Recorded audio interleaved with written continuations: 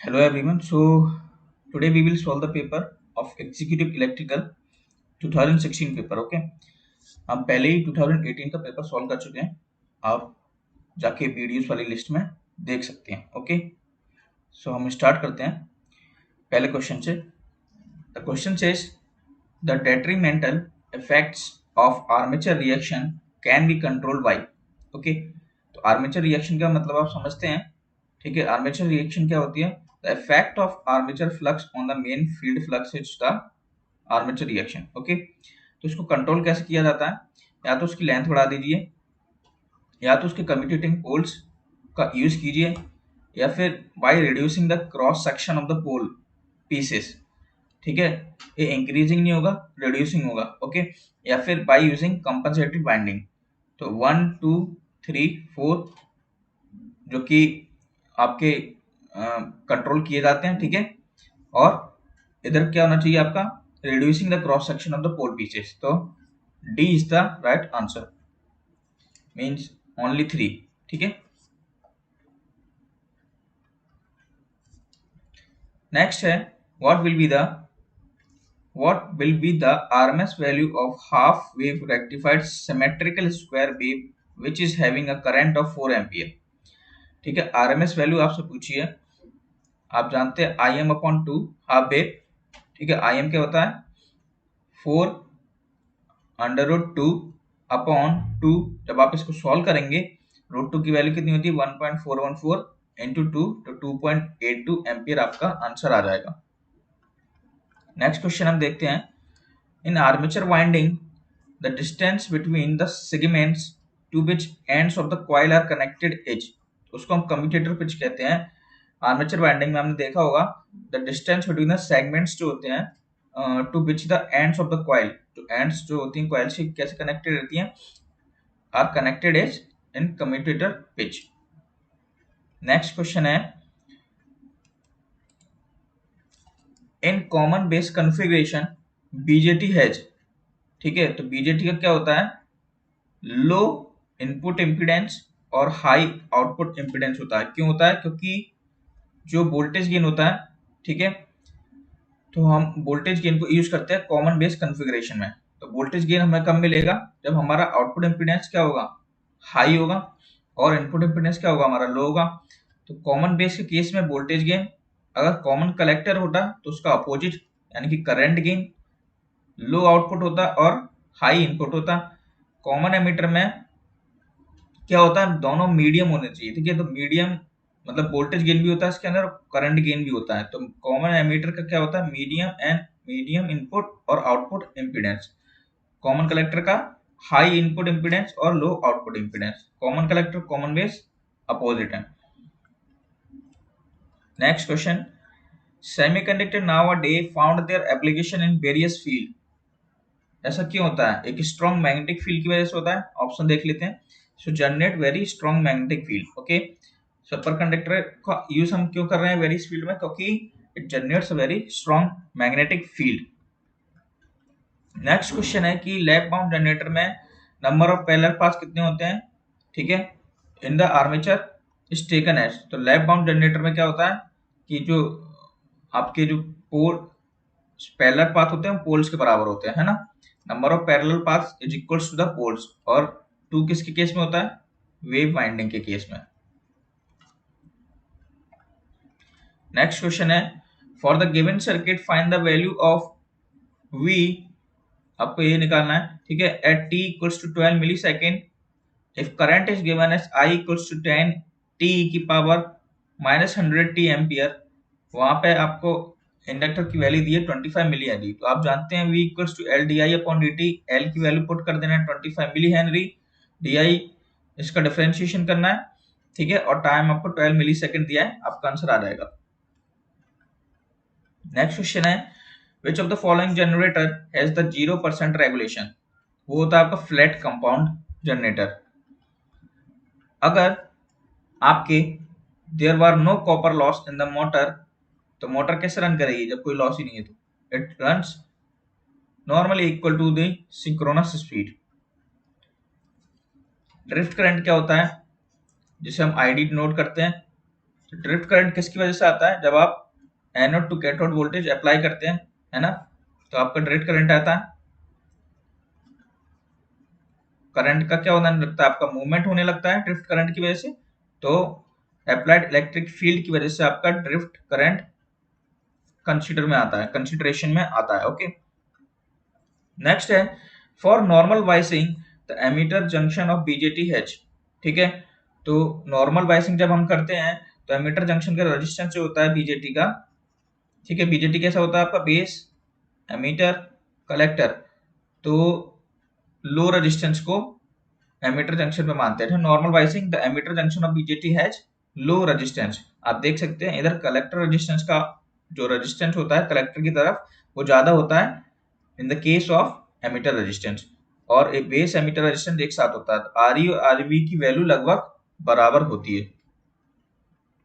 Next question आपको दिख रहा होगा कि in an induction motor at speeds near to synchronous speed the torque slip curves are approximately.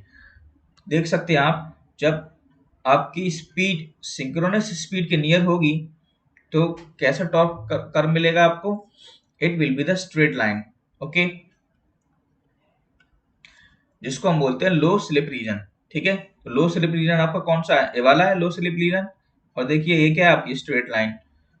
Medium slip region के case में आपका टॉर्क क्या होता है? इनवर्सली प्रोपोर्शनल होता है और लगभग इधर लाई करता है, जिसको हम हाइपरबोला बोलते हैं। नेक्स्ट क्वेश्चन है कि in electric braking of shunt motors plugging is used to control. Plugging आप जानते हैं ब्रेकिंग पर्पस के लिए यूज करते हैं, और प्लगिंग का मतलब होता है कि रिवर्सिंग द फेज सीक्वेंस। ठीक है, और इनमें से प्लगिंग किस लिए यूज करते हैं? Printing press, rolling mills, elevators, तो हम तीनों के लिए यूज करते हैं प्लगिंग का। Okay, next question, the generated EMF per parallel path in armature of a DC generator is equals to P5 NZ/60। ये फॉर्मूला आप जानते हैं ईएमएफ का डीसी जनरेटर में। फ्लक्स के प्रोपोर्शनल है, इनवर्सली प्रोपोर्शनल है आपके पोल्स के, और डायरेक्टली प्रोपोर्शनल आपके आर्मेचर स्पीड पे। पोल्स मतलब नंबर ऑफ पैरेलल पाथ।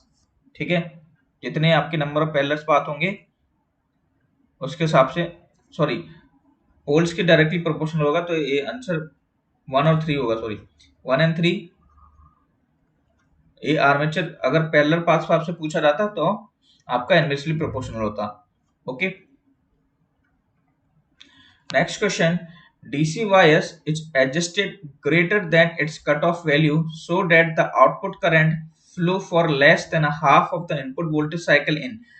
किस केस में होता है? वो क्लास सी एम्पलीफायर में होता है, जब आपका so that the output current flow for less than half of the input voltage cycle में आपको मिलता है आउटपुट करंट। तो किसको बोलते हैं? क्लास सी एम्पलीफायर के केस में ऐसा होता है। आपको class A B, class A, class B तीनों एम्पलीफायर के डिग्री पढ़ लेना। 180 डिग्री किस में होता है, 180 डिग्री से कम किस में होता है, 180 डिग्री से ज्यादा किस में होता है।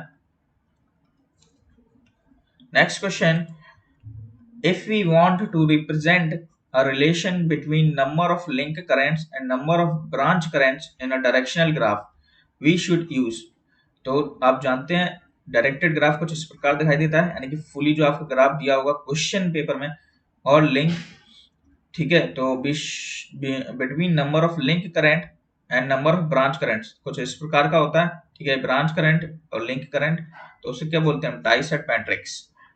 नेक्स्ट, पॉइंटिंग वेक्टर मेथड और Poynting vector wattmeter works on Hall effect. Next, एक आरएलसी सर्किट इंडक्टेंस आपको दिया है एल, सी की वैल्यू है रेजोनेंस फ्रीक्वेंसी का फॉर्मूला आता है 1/2 पाई रूट एल सी। फॉर्मूले में केवल वैल्यूज को पुट करना है एल और सी की। If the slip in an induction motor is 0.25 and the synchronous speed is 600 rpm, the motor speed in rpm would be। ठीक है, formula nr equals to ns 1 minus s होता है। Slip 0.25 आपको दिया है, ns 600 rpm दिया है, nr की वैल्यू कितनी आएगी? 450। 2018 का पेपर आप देख सकते हैं, वीडियोस की लिस्ट में पड़ा है। जूनियर एग्जीक्यूटिव का भी 2018 का पेपर पड़ा है, और एग्जीक्यूटिव इलेक्ट्रिकल का भी पेपर आपको सॉल्व करा दिया गया है, तो आप वीडियोस में जाके लिस्ट में देख सकते हैं। So for emitter shunts which one of the following is not a possible requirement? Option number 1 को देखिए, it should have high thermal automatic force, wrong option है आपका, ठीक है। एमिटर शंट में it should have high thermal automatic force की requirement नहीं होती है। Which of the following increases steady state accuracy, ठीक है। इंटीग्रेटर जो होता है आपका स्टेडी स्टेट एक्यूरेसी को इंक्रीज कर देता है, okay. Which of the following instruments totalize events over a specified period of time, ठीक है। इंटीग्रेटिंग इंस्ट्रूमेंट्स जो होते हैं it totalized events over a specified period of time, which is a combination of recording plus indicating, ठीक है। इसीलिए वो पूरे स्पेसिफाइड टाइम के लिए क्या होते हैं, स्पेसिफाइड रहते हैं, ठीक है, किसी भी पीरियड ऑफ टाइम के लिए integrating instruments. The electron hole mobility ratio in germanium, electron hole mobility जो होती है जर्मेनियम में वो होती है 2:1। You can refer the semiconductor physics, okay. इसके लिए आप रेफर कर सकते हैं यूजीसी नेट के जो पेपर होते हैं, ठीक है। Out of the following what happens to the overall gain of the system of a close loop control system with positive values of feedback gain? आप जानते हैं जब पॉजिटिव वैल्यू होगा फीडबैक गेन में, तो जो आपका ओवरऑल गेन है वो क्या होगा, डिक्रीज, और नेगेटिव फीडबैक के केस में कैसा होगा, increase in negative feedback. A series or parallel RLC circuit is said to be overdamped if overdamped का केस, underdamped का केस और critical damped का case. This is critically damped, this is underdamped, this is overdamped.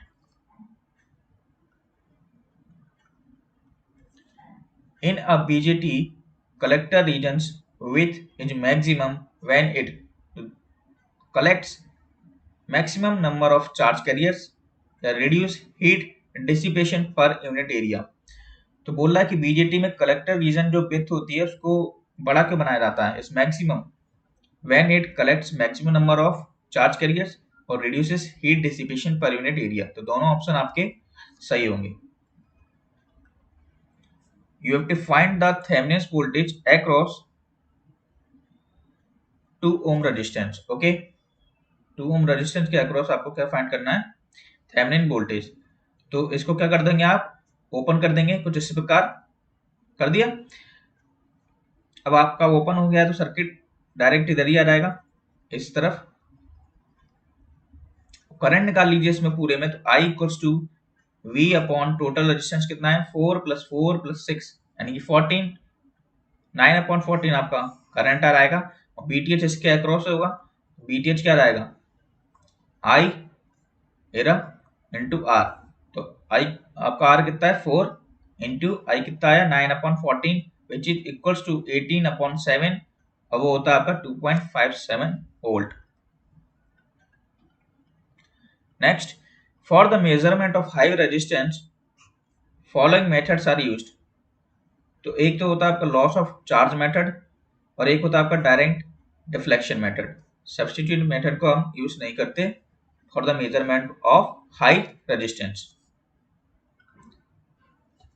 The magnitude of the critical density in a superconductor depends on, तो जो critical super conductor की critical density का जो magnitude है वो temperature और magnetic field strength दोनों पे डिपेंड करता है। इंडक्शन टाइप ऑफ इंस्ट्रूमेंट आप जानते हैं सभी, एसी के लिए यूज होता है और डीसी के लिए हमारा पीएमएमसी होता है। According to superposition theorem, a voltage source of 0 volt can be replaced by a short circuit। Current source को हम ओपन सर्किट कर देते हैं। कैसे बताते हैं, इंटरनल इम्पीडेंस से रिप्लेस करना, इंटरनल इम्पीडेंस से रिप्लेस करना। What do we call an externally introduced signal which affects the control output? तो वो आपके स्टिमुलस सिग्नल होते हैं, ठीक है, जो कि एक्सटर्नली इंट्रोड्यूस सिग्नल होते हैं जो कि आपके कंट्रोल आउटपुट को अफेक्ट करते हैं for the system behaviour and for its accuracy. For elements having energy gap more than 5 electron volt, तो उसको क्या बोलते हैं, इंसुलेटर्स। और ओवरलैपिंग जब होता है उसको बोलते हैं कंडक्टर्स। और 5 इलेक्ट्रॉन वोल्ट से कम क्या होता है आपका, semiconductors. Which of the following statements regarding a cell type transformer is incorrect? देखिए साफ दिख रहा है, आपने डिफरेंस पढ़े होंगे शैलो को टाइप के, तो उसमें से एक डिफरेंस पढ़ा होगा कि natural cooling is quite good. ये क्या है, इनकरेक्ट ऑप्शन है फॉर सेल टाइप ट्रांसफार्मर, क्योंकि कोर टाइप ट्रांसफार्मर का नेचुरल कूलिंग क्वाइट गुड होता है। You have to find the node voltages. Okay, so VA is there, VB is there, आपको nodal analysis लगाना है। तो VA माइनस VB अपॉन 5, ठीक है, ये वाला प्लस VA अपॉन 9 ये वाला इक्वल्स टू 2।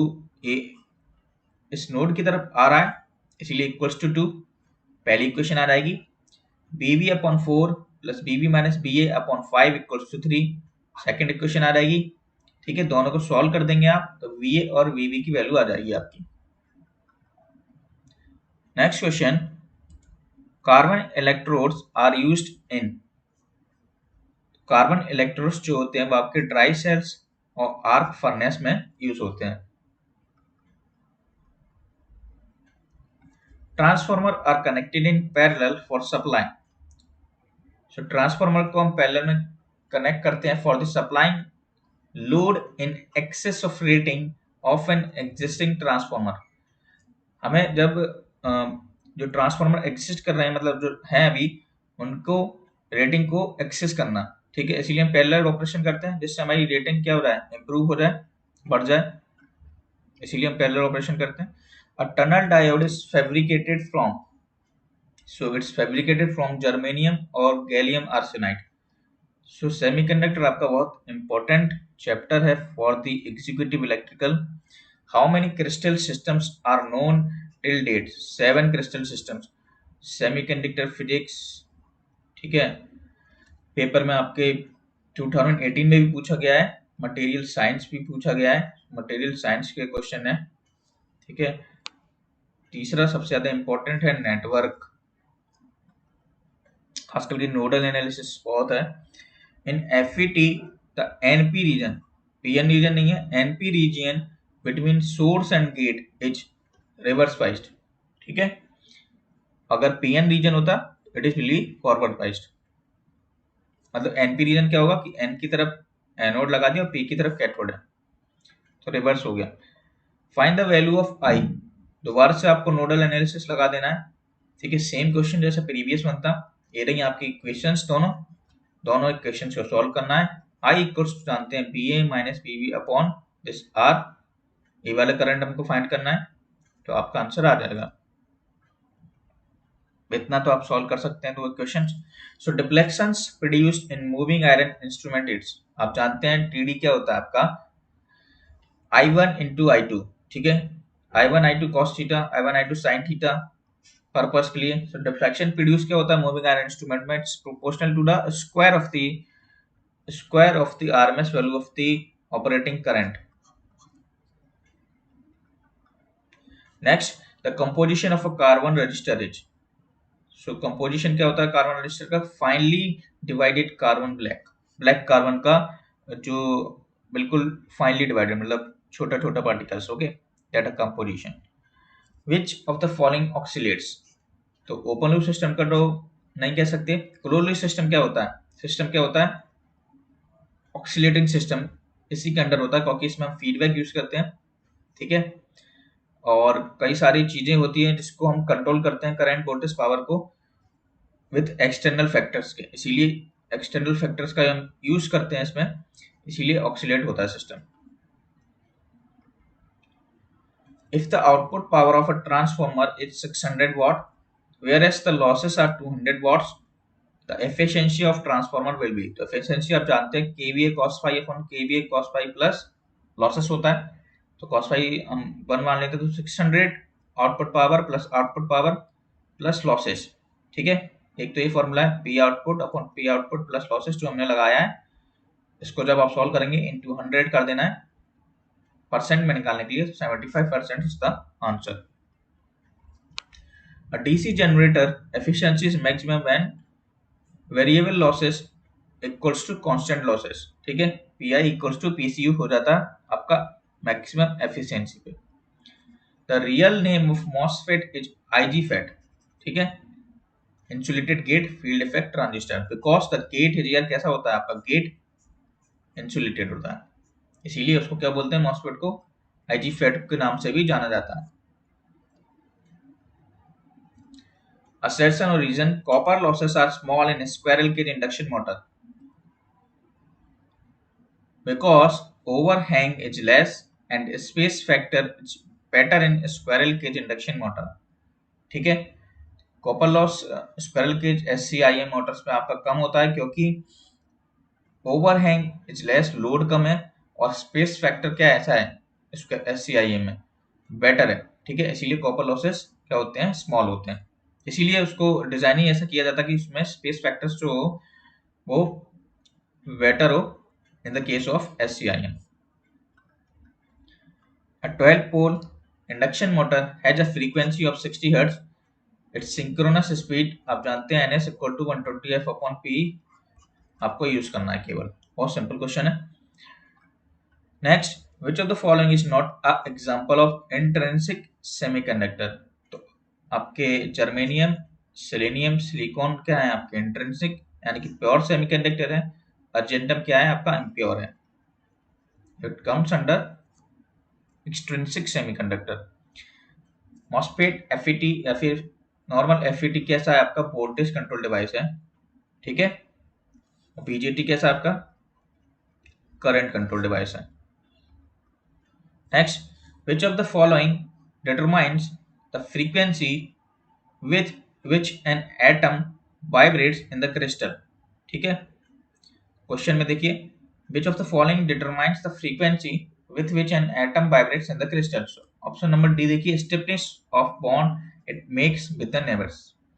तो बॉन्डिंग्स होती है नेवर, नेवर जो आस पड़ोस के जो एटम्स हैं, ठीक है, उनके बीच की जो स्टिफनेस है, ठीक है, it decides the frequency with which an atom vibrates in the crystal। Material with low resistivity do not find their applications। देख सकते हैं आप हीटिंग एलिमेंट, ठीक है, हीटर वगैरह में आप लो रेजिस्टेंस यूज नहीं करते क्योंकि आपको हाई रेजिस्टेंस की जरूरत पड़ती है हीटिंग पर्पस के लिए। H इक्वल्स टू क्या होता है आपका I²RT। Given delta star connection दिया आपको, find the value of R1 R2 R3। फॉर्मूले से आप जानते हैं, ठीक है, R1 निकालने के लिए क्या होगा आपका, मैं RA RB मान लेता, चलो इनको RA RB और RC मैंने मान लिया। RA क्या क्या होगा आपका, RA R1 into R2 upon total resistance, उसी प्रकार से R2 RB RC तीनों निकाल लेंगे आप, R2 R3 upon R1 plus R2 plus R3, R1 R3 upon R1 plus R2 plus R3। ठीक है, तो तीनों आपके आंसर निकल जाएंगे। The point of intersection of two or more branches in any network is known as, उसको हम क्या बोलते हैं, नोड बोलते हैं। ठीक है, एक ग्राफ आपको किस प्रकार का दिखाई दे रहा है, तो देख सकते हैं आप कुछ इस प्रकार का ग्राफ है। टॉर्क कैसा है आपका, जैसे बढ़ रहा है वैसे ही दुगनी स्पीड से, दुगनी तरीके से आपका करंट बढ़ रहा है, तो टॉर्क एक कैसा आपका DC सीरीज मोटर है। Assertion or reason, separately excited generators are used in Barr-Leonard system of speed control but self-excited are not। ठीक है, और self excitation is unsuitable at lower voltage, बिल्कुल सही बात है, तो as correct and R is the suitable reason for it. When three-phase load is comparatively small so that the installation does not warrant three transformer bank, which of the following three-phase transformer connection is used। Three phase transformer bank के case में जो हम connection use करते हैं उसको हम बोलते हैं ओपन डेल्टा कनेक्शन। ठीक है, तो पीवी कनेक्शन है हमारा, क्या है हमारा, ओपन डेल्टा कनेक्शन है, जिसको हम यूज करते हैं। नेक्स्ट, आप कैसे अवॉइड करते हैं क्रीपिंग को एनर्जी मीटर्स में। तो दो होल्स कर लेते हैं diametrically opposite holes are drilled in the disc, क्योंकि जो होल्स होते हैं वो आपके जो डिस्क का रिवॉल्यूशन है उसको क्या करते हैं, लिमिट कर देते हैं, ठीक है, कंट्रोल करते हैं। इसीलिए हम उसी की वजह से हमारे जो एनर्जी मीटर्स में क्रीपिंग होती है उसको हम आसानी से प्रिवेंट या अवॉइड कर सकते हैं। If the alternating current equation is, ये दिया है आपको, what will be the average current. Average current I equal to I M sine omega T की इक्वेशन है। आई एवरेज का फॉर्मूला क्या होता है, 2 im अपॉन पाई। इसको पुट कर देना, आई एम की वैल्यू क्या है आपकी 64.8, you will get the answer. If two or more components are connected in dash, they have the same potential difference. Same potential difference किसमें होता है आपका, parallel operation में। Distribution transformers have good voltage regulation, हाँ बिल्कुल सही है। Are designed for a small value of current, ये गलत है, क्योंकि डिस्ट्रीब्यूशन ट्रांसफार्मर में क्या होता है, करंट की वैल्यू हाई रहती है। Option number D. Maximum power transformer कब होता है, कि आप कंडीशन है 4, ठीक है। R L equal to R S की जो कंडीशन होती है, यानी कि लोड रेजिस्टेंस जब आपके सोर्स रेजिस्टेंस के बराबर हो जाएगा तो आपकी मैक्सिमम ट्रांसफार्मर फ्लो होगी। टेलियंस थ्योरम क्या कहती है कि जितना पावर आपने डिलीवर किया है उतना पावर एब्जॉर्ब भी होगा, ठीक है। तो डिलीवर मतलब जो सोर्सेज से जितना पावर डिलीवर हुआ होगा उतना ही पावर आपके जो पैसिव एलिमेंट्स हैं उन्होंने एब्जॉर्ब भी किया होगा, ठीक है। इस क्वेश्चन में थोड़ी प्रॉब्लम, शायद वोल्टेज सोर्स की वैल्यू नहीं है इसमें।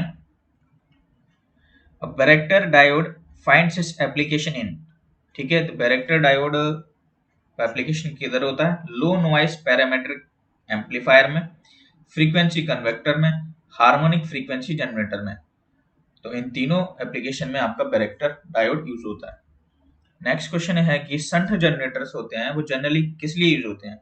शंट जनरेटर का यूज हम करते हैं बैटरीज को चार्ज करने के लिए।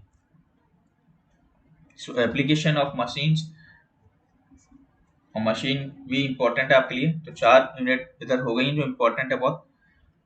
Next, measurement, veins bridge measures frequency, कैसे याद रखते हैं, ओमेगा 2 पाई एफ होता है, उसको याद करने का तरीका है डब्ल्यू से, frequency. Zener breakdown occurs when a reverse bias of voltage is approximately, तो आंसर है 4 to 6 वोल्ट, और एवलांच ब्रेकडाउन होता है लगभग 8 वोल्ट पर। Which one of the following condition is true about parallel RLC circuit?